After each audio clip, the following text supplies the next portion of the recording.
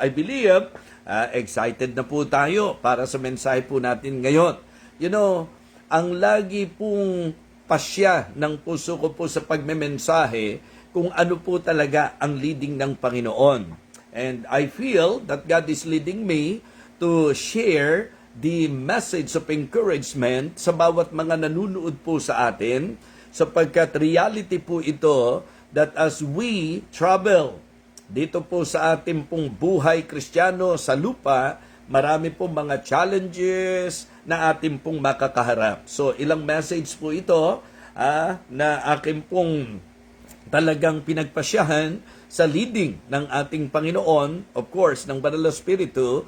And this time, nais ko pong muli ang bawat isa, ano man ang sitwasyon natin sa buhay, mapalakas po tayo ng Panginoon sa mensahe po na ibabahagi ko sa inyo. So the title of my message this morning, A Very Present Help in Trouble. A Very Present Help in Trouble.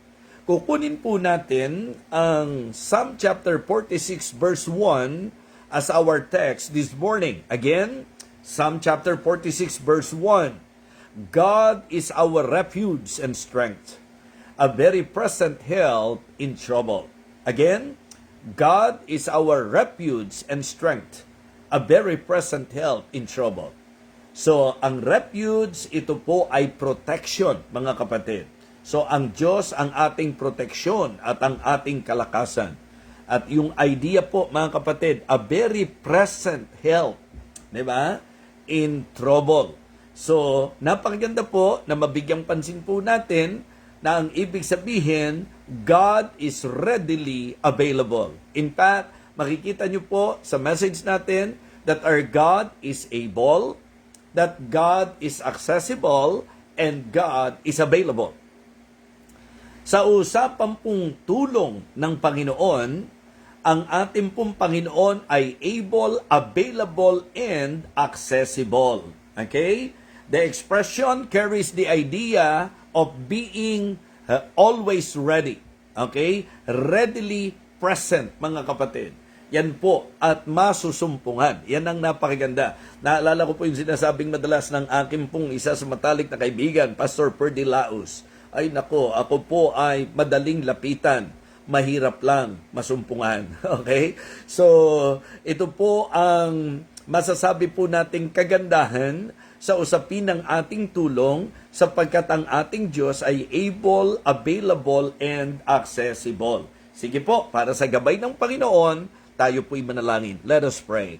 Aming dakilang Diyos, aming Ama, kami po'y nagpapasalamat sa patuloy na pagpapala mo sa ministeryo ng Believer's Breakfast. Thank you rin po sa mga masugid na taga-subaybay ng ministeryong ito. Dakilang Diyos, hiling ko po ang patuloy na paggawa mo at ang paggamit mo po, particular sa iyo pong tao na ginagamit para po sa pagpapahayag ng iyong salita. I pray, O Father, that you will continue to use me as a channel of your blessing. May you continue to reach the heart of the people through thy word. I pray, O God, for your wisdom, and please always fill me with your Holy Spirit. And please, Lord, meet our spiritual need. Again, thank you so much at naway patuloy po naming maabot ang marami, mai-share po ang iyong mensahe sa pamagitan po ng aming pagtatag, ng aming mga kaibigan, pag-share, at ganun din po dakilang Diyos, ang pananalangin po namin para po sa ministeryong ito. Muli po, aming Ama, ito po ang aming panalangin sa pangalan po ng aming Panginoong Jesus. Amen. Amen. By the way, sila Pastor Henry ay magsa-celebrate ng kanilang anniversary. Ang misyon po natin sa San Jose. Pakipanalangin po natin ang tagumpay po nito. At guest speaker po nila, si Pastor Joseph Guzman. So please do pray for God's powerful work through the preaching of our beloved Pastor Joseph Guzman. And let us pray na ang weather po ay maging maayos sa kanila pong pagsa-celebrate. Now, going back to our text, God is our refuge and strength, a very present in trouble, a very present help in trouble. Yan po ang ating pong sesentruhan. Ang idea po ng refuge is protection. God is our protection. Amen? Yes, siya po ang nahandyan upang tayo po'y ingatan, upang tayo po'y bantayan, mga kapatid, and He is always available. Okay, Psalm chapter 46 is one of the greatest declarations of confidence in God ng psalmist kung atin pong babasahin. Okay? At ngayon po sa aking magiging pagtuturo, nais ko pong sesentruhan po natin ito. Sapagkat ito po ay nagpapaalala sa atin na ang Diyos hindi lang siya basta tulong, kundi ang ginamit po, but a very present help. Ang ibig sabihin, God is present in every situations in life. 'Di ba? Sa bawat sitwasyon po ng ating buhay, in every difficulty, 'di ba? Discouragement, even sa ating pong downfall, I can say that God is always there. He is always present sa bawat panahon ng ating buhay. Sitwasyon ng buhay natin, 'di ba? Sa panahon ng buhay natin, God is always there to help. So again, the title of our message, A Very Present Help in Trouble. Mga kapatid, let us admit the fact na lagi nating kailangan ng Diyos. Agree po ba kayo? Sang-ayon po ba kayo, mga giliw na taga-subaybay, na ang Diyos po ay lagi nating kailangan? Yes, walang panahon na hindi natin siya kailangan.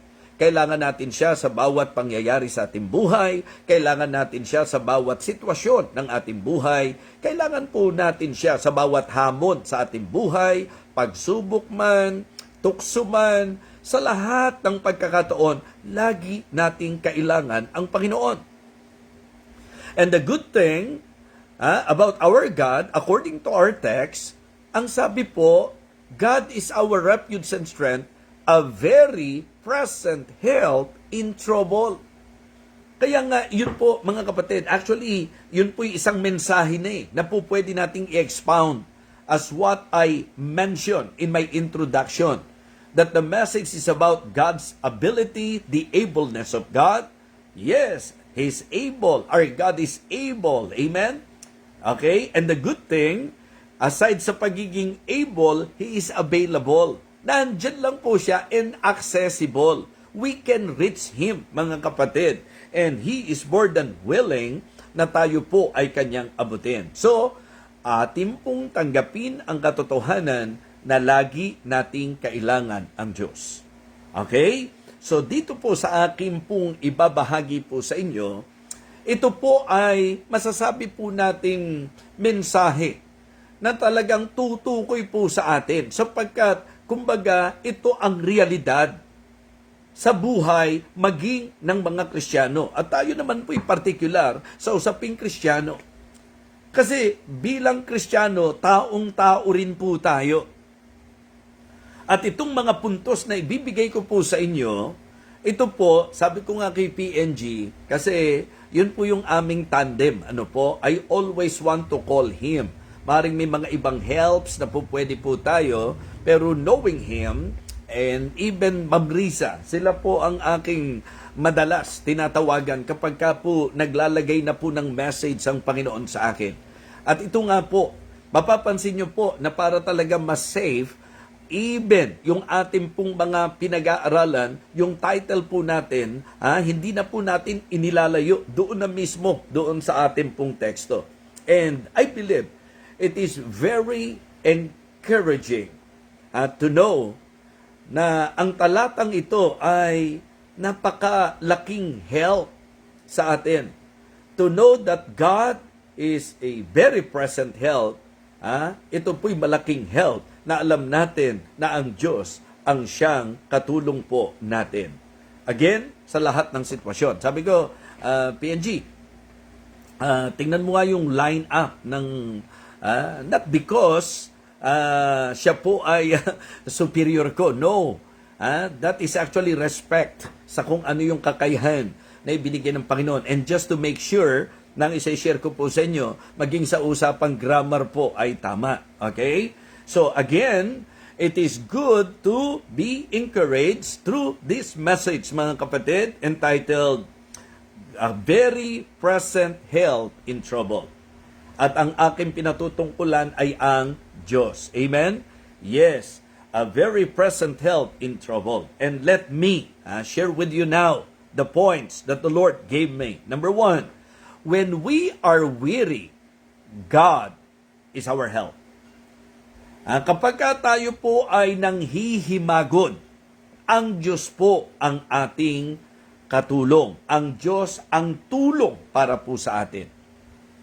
Ang tanong ngayon, bilang tao, yes, we are believers already, but let us face the fact that in the reality of life, particularly in the Christian life, hindi po ba yan ang tendency po natin?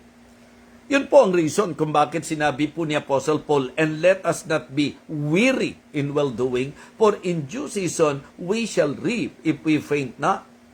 So ito po ay tendency ng bawat Kristiyano na tayo po ay manglupaypay. Nandun po yung laging possibility.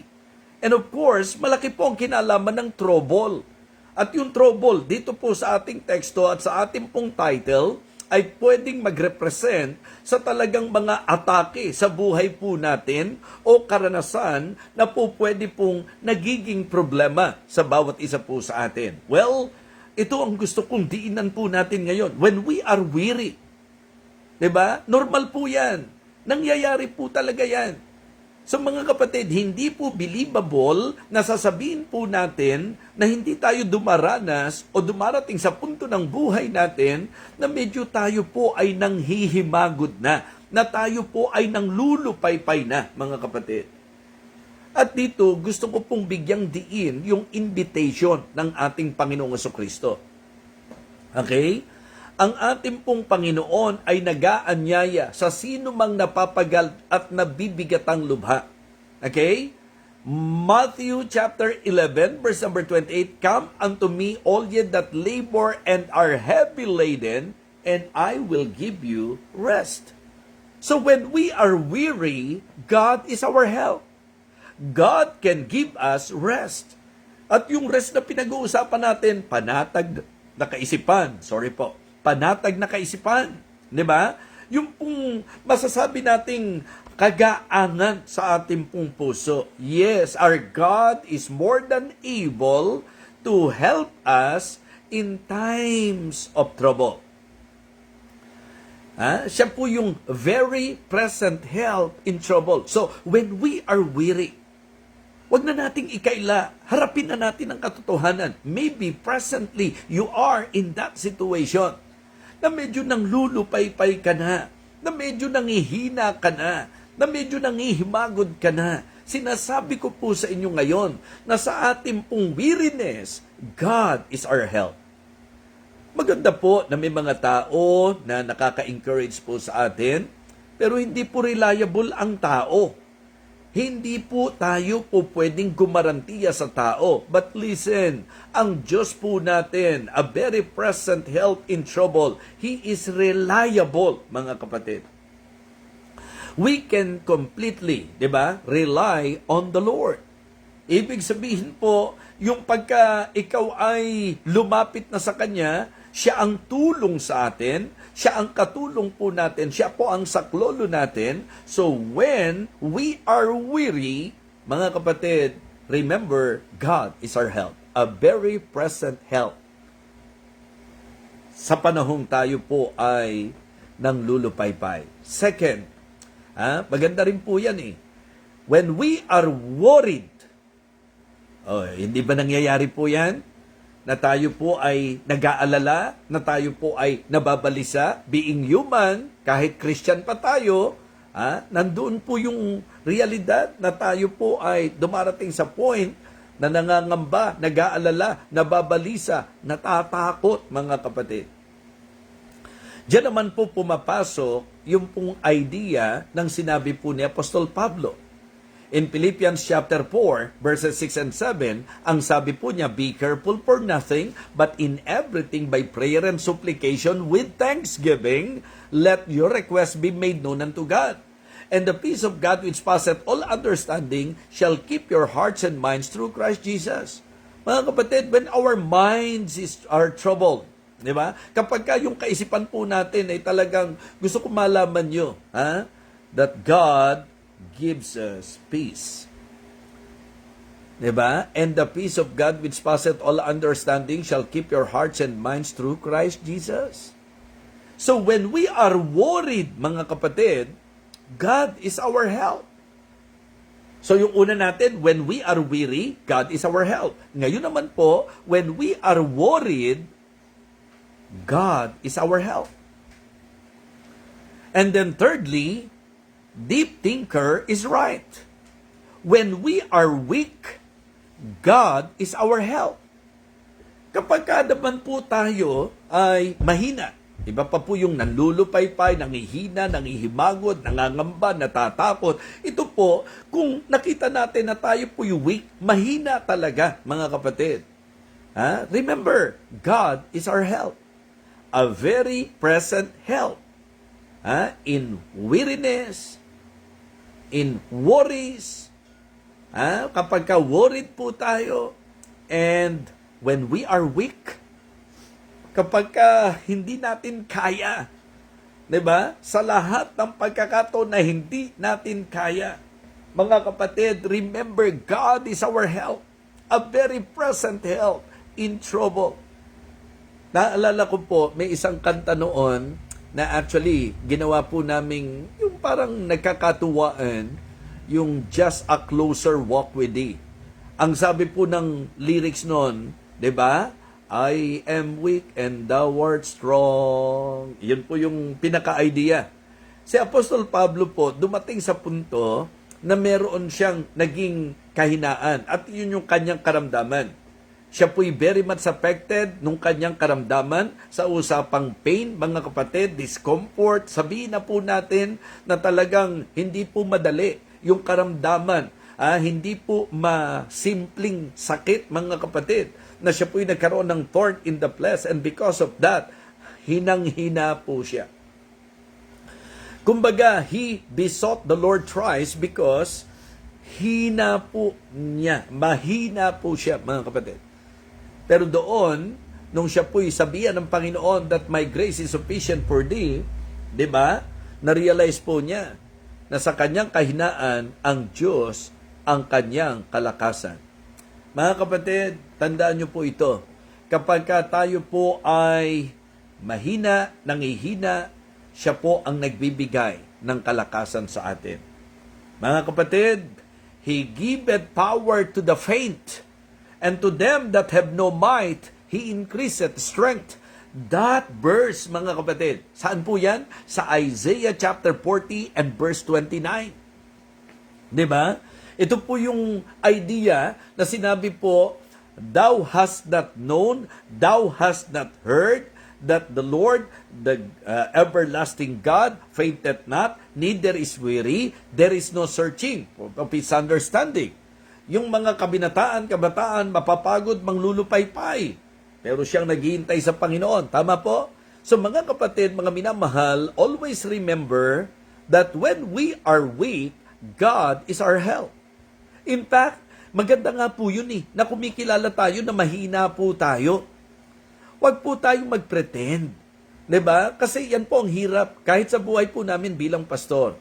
Okay? Ayoko lang pong maging emotional. But every time na dumarating ako doon sa punto na naiisip ko na ang isip ng mga tao sa akin, parang easy lang ang buhay, parang easy lang ang pagmiministeryo, didiretsuhin ko na po kayo, nagkakamali po kayo. Talagang kung ang pag-uusapan lakas ko, hindi po mapangahawakan. Mga kapatid, ang tao po ay mahina.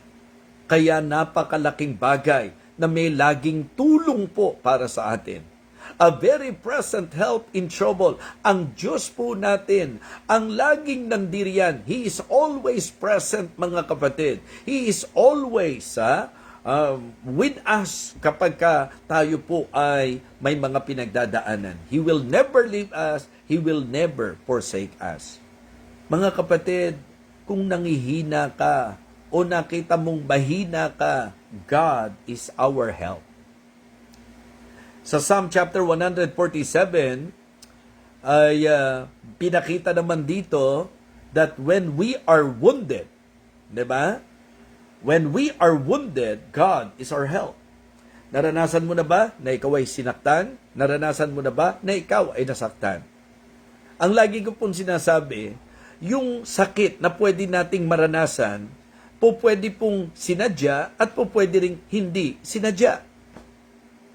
May mga pangyayari sa buhay po natin, mga kapatid, na tayo po'y nasasaktan dahil po intentionally sinasaktan po tayo. Pero there are times na walang ka-intensyon ang sino man po pwedeng masaktan tayo. So I remember my lesson about forgiveness, about forgiving spirit. Whether sadya o hindi sinasadya, basta importante na tayo po ay may forgiving spirit. Pero yung idea ko po ng wounded, hindi lamang po sa ganung konsepto. Ang ibig sabihin, kung tayo po'y merong pinagdaanan, katulad ho, ang pwedeng gamitin natin salita dyan, yung broken-hearted. Kasi nga, ibibigay ko po sa inyo yung sinabi ng Psalm 147 verse 3, di po ba? He healeth the broken in heart and binded up their wounds. So, kaya kapag tayo po'y sugatan, kasi alam nyo, I remember Bishop Andaya, ang isa sa paborito po niyang statement, mga kapatid, pagka po siya'y mangi-encourage, particularly in his preaching, okay? Tayo po ng mga wounded soldiers of the cross. Diba? If we feel like we are trapped by the enemy, and then wala na tayong masulingan, diba? Kung tayo po'y sugatan, ang magagawa po natin, lumapit po tayo sa ating pong Panginoon. Kamusta po tayo ngayong umaga, mga giliw na taga-subaybay, mga nakikinig at nanunood sa ating pong pagsasahimpapawid ng aral ng salita ng Diyos? Diba? Kamusta ka ngayong sandaling ito? Ikaw ba ay wounded? Meron bang sugat sa puso mo? Meron ka bang pinagdaanan na hindi talaga magaan? Meron bang mga tao na nag-cause ng sugat sa puso mo? Or merong mga bagay na masasabi nating talagang nagbibigay sakit sa iyo? Well, ang sabi po ng Psalm 147, verse number 3, He healeth the broken in heart and binded up their wounds. So, kaya pong pagalingin ng Panginoon yan. Piliin po natin. Alam nyo, dito po, meron dalawang idea. Sakit ng kalooban at sama ng kalooban. 'Di ba? Pareho pong hindi healthy . Yung sakit ng kalooban, sama ng kalooban. Mga kapatid, kapag ka po tayo mananampalataya, hindi tayo nagkikimkim ng sama ng loob. 'Di ba? Kahit sabihin pa po natin, kasi one way or the other, sabi ko nga po, with or without intention, kahit tayo, there is a possibility na tayo po ay nag-cause din ng pain sa ibang tao. Nakapagsalita ng hindi sinasadyang nakasakit. Nakagawa ng wala kang kamalay-malay na meron kang nasagasaan at nasaktan. Nangyayari po yan, mga kapatid. Kaya nga sabi ko po, if we are wounded, God is our help. God is more than able to heal us, mga kapatid. To heal that pain in your heart. You just need to be willing na lumapit tayo at humingi tayo ng tulong sa Panginoon. If you are hurt, mga kapatid, if in your heart meron pong pain at meron pong mga posible po na nagpasama ng loob mo, isuko po natin sa Panginoon yan. At ang Diyos ang magpapagaling sa atin. Mga kapatid, kapag ka po ang ating puso ay nasugatan, ang ating Diyos ay may kakayahan upang tayo po ay pagalingin. Kaya nga, when we are wounded, God is our help. When we are weary, God is our help. When we are worried, God is our help. When we are weak, God is our help. When we are wounded, God is our help. And when we are worn out, gasgas na, sa salitang pudpud na, sobrang pagod na, mga kapatid, yun po ang isang bagay din po na magandang makita natin sa sinabi po ng Isaiah chapter 40, verse number 31. Nililiwanag niya talaga na kabataan, kabinataan, mapapagod, manglulupaypay, masasagad po tayo. So ngayon po, mga kapatid, wala ka ba sa ganung kalagayan? O yun ba ang sitwasyon mo sa buhay? Na ang pakiramdam mo, sagad na sagad ka na. 'Di ba? Kumbaga, upos na upos ka na. Yun ang pakiramdam mo. 'Di ba? Worn out, mga kapatid. God is our help. When we are worn out, God is our help. Ang sabi po, but they that wait upon the Lord shall renew their strength. They shall mount up with wings as eagle. They shall run and not be weary. They shall walk and not faint. Mga kapatid, kapag wala na pong natitira sa atin, ubus na eh. Ubus na tayo. Kung dumating tayo doon sa panahon at pagkakataon na yung mga kaibigan na katulad ni Job na dapat sana masusulingan, sila pa mismo ay talagang naging cause ng iyong discouragement, asawa o kung ano pa man, mga inaasahan. Kasi ang ganda nga po nung talata natin eh, God is our refuge and strength. Hindi sinabing friends. Yung ating refuge at saka strength. Hindi sinabing possessions. Okay? Hindi sinabing talents. Hindi sinabing, alam niyo po yun, riches. Mga kapatid, hindi po yung position. Malinaw po ang sabi, God is our refuge and strength. A very present help in trouble. Maybe this morning, nandun ka na sa kalagayang yon. Worn out. Ubus na ako. Sagad na po ako. Todo na. Kapatid, God is our help. God is our help. When we are wandering, ito naman yung mga hindi mo alam kung anong gagawin mo. Di po ba? Ang yaman po ng diwa eh. Talagang, sabi ko, habang bumabalong, tinawagan ko po si PNG. Sabi ko, PNG. Kasi, kaya ko po tinatawagan si PNG, ang gagawin po niya, habang ako po'y nagsishare sa kanya, tinatype po niya yan. Tapos, isesend po niya sa akin. Para nang sa ganun, yung lahat ng, kasi hindi po ako talaga yung tipo ng taong masulat. Sa akin pong naging gawi o estilo, talagang nagpo-flow po siya. Pero, malaking help kapag ka po, katulad nung amin po naging setup, na kapag ka meron po akong dinidevelop na message, I will call him, I will share that thought and message to him, and as he listen to me, tinatype na po niya yan. Lahat ng isinyer ko, babalik po sa akin. Kaya meron po akong po pwedeng maging reference. Kaya may mga times, di po ba, lalo na pagka marami po, yung tumakbo sa isip ko, mapapansin nyo po, kahit papano, dahil po pinatatype po natin yan kay PNG, at least meron po tayong na babalikan. So, kasi yun po yung medyo regret ko ng konti eh. Kasi mula po nung ako'y nagpastor, sa totoo lang, nasa 40 years na po halos yung pagpapastor. Pero yung as an ordained pastor, nasa 37 years, just try to imagine how many preachings, how many messages. Diba, deep thinker? Gaano karami ng mensahe yan? Di po ba? So kung tutuusin, mga kapatid, kung ako lang po yung masulat, kasi nga hindi ko po ma-express completely pagka isinusulat po. Kaya maganda, mapapansin nyo po yan, mga pastors, pag nagkukwentuhan kami, sila po, they can attest to you that in our sharing time, mga messages po ang lumalabas, mga kapatid. So, parang yun po yung design ng Diyos para sa akin. Kaya nga, sobrang na-appreciate ko yung effort. Sila Pastor Poy, yung mga gumawa ng aklat natin sa 7 Last Words. Mga kapatid, yun po, kung tutuusin, mula po sa notes na nakuha po nila yon. At yung iba po, tinranscribe po nila, pinakinggan po nila yung mismong actual preaching, and then, meron silang mga nag-transcribe po nito, at yun po, nagtulong-tulong po sila para maging aklat po ito. At pwede pa rin po kayo mag-avail kapag gusto po ninyo, sapagkat hindi lang naman siya pang mahal na araw. Evangelistic message yan at medyo may doctrine din naman doon po sa usapan ng ating pagkilala, halimbawa po kay Mary, and then yung pong deity ni Christ. So kaya para sa akin po, tinetreasure ko na may mga ganyan po tayong mga kamanggagawa. Okay?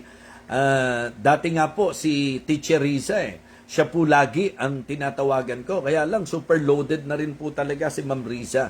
Yun po'y dahil sa kinikilala ko po na may mga makatutulong din sa atin at po pwedeng gamitin ng Panginoon. So, Pansinin niyo po ito, ha? Yung mga puntos natin. Totoong-totoo sa buhay yan. When we are weary, God is our help. When we are worried, God is our help. When we are weak, God is our help. When we are worn out, mga kapatid, God is our help. When we are wounded, God is our help. And then, when we are wandering, alam niyo po yung, hindi mo alam ang gagawin mo, nagwa-wonder ka, ang Diyos ang po pwede po nating bigyang pansin. Sapagkat siya po ang talagang presenting tulong po sa anumang sitwasyon ng ating buhay. He restored my soul, sabi sa Psalm 23, di ba? He restored my soul, verse number 3. He restored my soul, He leadeth me in the path of righteousness for His name's sake. Yung clear leading, yun ang importante. Kaya para hindi ka magwa-wonder, mga kapatid, Diyos ang dapat maging gabay mo. Tutulungan po tayo ng Diyos na hindi na tayo magsayang ng ating pong oras at panahon. Kaya kung ikaw ay litong-lito, if you are confused, di ba?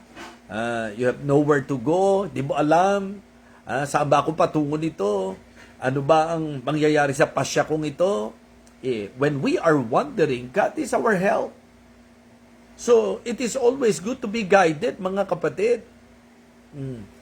It is always good to be guided and to always consider kung ano po talaga ang direksyon ng Diyos sa buhay natin. Ang pinakasayang na buhay ay ang mga buhay na nagwa-wander. So, yung pong yung wilderness wandering, yun nangyari po sa mga Israelites. Sa malinaw na pag-aaral po, mga kapatid, sa malinaw na pag-aaral po, yung pong promised land, within 40 days, pwede po nilang marating. Ang malungkot, 40 years na po ang paglalakbay, hindi pa lahat nakarating, hindi pa lahat nakapasok.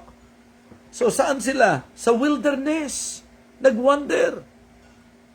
Diba? At wag nating hayaang mangyari sa buhay po natin yan, mga Kristiyano, na nasa Panginoon na tayo, nagwa-wander pa rin po tayo. Ang direksyon ng Panginoon sa atin, maturity. Kaya mga kapatid, habang tayo po ay nagpapatuloy sa ating pong lakbay, mga kapatid, ating pong sundin ang gabay, ang leading ng Diyos sa ating buhay. So ngayong sandaling ito, when we are wandering, hindi mo alam kung saan ka patungo, hindi tiyak ang direksyon mo, God is our help. Amen? God is our help. And then last but not the least, nakakasunod po kayo, mga minamahal? Ano yung una po natin? When we are weary, God is our help. When we are worried, God is our help. When we are weak, God is our help. When we are wounded, God is our help. When we are worn out, God is our help. When we are wandering, God is our help. And listen, and be honest. Sa last point natin, when we are wrong, God is our help. Gaano karami na ang pagkakamali natin sa ating buhay? Gaano karami na po ang naging sablay natin sa ating buhay? No one is exempted. No one is exempted. And you know, sometimes, ito po yung aking discernment. May mga pagkakataon po na sa church, di ba, sa totoo lang po, yung paglapit sa harap, magpo-forward po tayo, yung invitation after preaching. Sa totoo lang, hindi naman natin to mapangahawakan na lahat ng lumalapit sincero Pero pwede ko pong sabihin sa inyo na kung sincero, bakit hindi ka lalapit? Yes, I believe na hindi po lahat ng nagpupunta sa altar at nagpo-forward ay mga totoo o sincero sa kanilang paglapit. Naniniwala po ako na posibleng may mga nakasanayan lang. So, kaya agree ako, agree po ako na hindi lahat ng lumalapit sincero at totoo. Kaya lang, may tanong naman po ako. Kung sincero at totoo, ba't naman hindi lumalapit? Bakit naman ako hindi lalapit kung ako ay sincero at totoo na kinakausap ng Panginoon sa mensahe?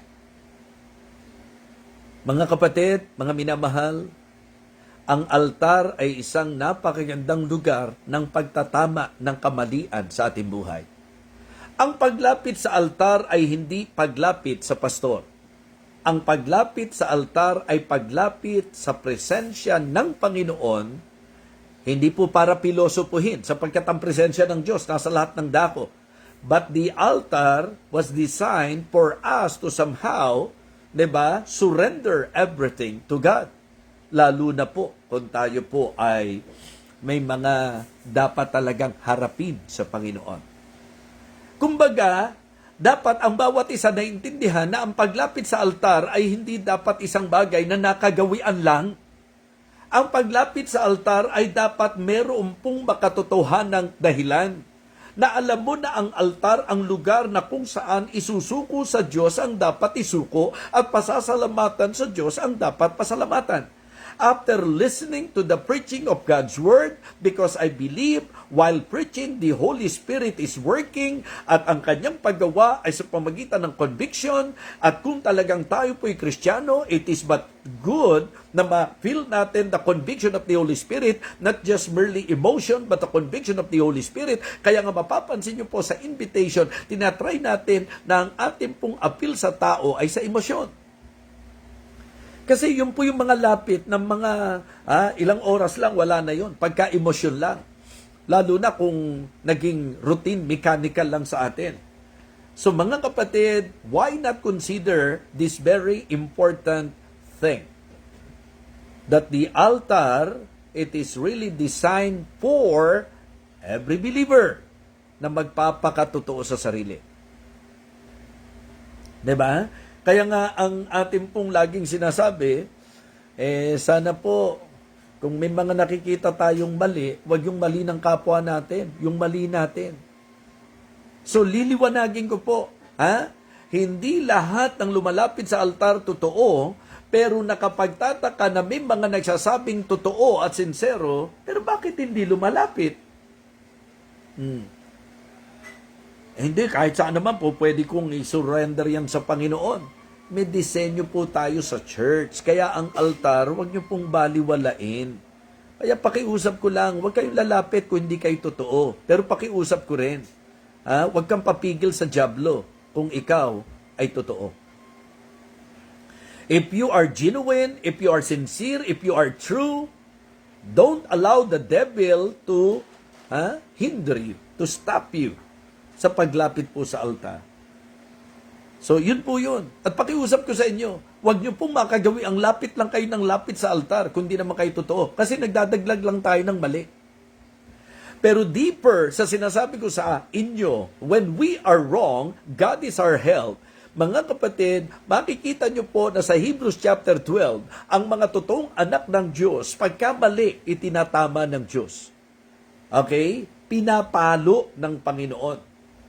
Mga kapatid, tatandaan niyo po ito, pagka tayo po ay nagkakamali, hindi po tayo para i-abandon ng Panginoon. Itinatama po niya tayo sapagkat mahal niya tayo. Clear po yan sa Hebrews chapter 12. Kaya ma-appreciate niyo po yung mga pastor na nangangaral sa inyo ng talagang may katapatan at may katapangan. So yun po mga kapatid, yung bang hindi natatakot na i-rebuke ang dapat i-rebuke. Kaya para sa akin po, ang pagpapalo ng Panginoon, pagtutuwid. Diba? Mga Kristiyano, importante na ating ma-appreciate yung tinatawag nating confrontation, yung tinatawag nating chastisement, yung tinatawag nating correction ng ating Panginoon. So when we are wrong, God is our help. At yun po tayo po'y mga Kristiyanong nagkakamali pa rin. Kaya dapat i-consider natin, napakagandang paalala po. Kaya aralin nyo na lang po ang Hebrews chapter 12 kasi masyado po tayong hahaba mga kapatid. Yung iba po sa inyo, marahil may mga activity kayo, katulad po ngayon, may dedication po ako, child dedication, tas birthday celebration, at sana makapag-pickable. Pickable. No, pickleball. Pickable tuloy. So, kahit papano. Alright? So mga kapatid, mga minamahal, ang aking pong mensahe na nais ibigay sa bawat isa sa atin, walang panahon na ang Kristiyanong totoo ay magiging helpless. Kasi laging may presenting tulong. Laging meron pong available help. At yan po ay ang Panginoon. He is our protection. God is our refuge and strength. A very present help in trouble. Mga kapatid, when we are weary, God is our help. When we are worried, God is our help. When we are weak, God is our help. When we are wounded, God is our help. When we are worn out, God is our help. When we are wandering, God is our help. When we are wrong, kung mali po tayo, God is our help. A very present help in trouble. Ngayong umagang ito, naniniwala po ako that we all, tayong lahat, we need this message. So maging honest tayo sa Panginoon. Lord, hindi ako makakatago sa iyo. Alam mo po na nanglulupay-pay na ako. Alam mo po na balisang-balisa na ako sa mga sitwasyon namin sa buhay. Alam mo rin pong pagod na ako. Alam mo rin po, Panginoon, natatakot na ako, nangangamba na ako, nababalisa ako. Alam mo, Panginoon, na mahina po ako.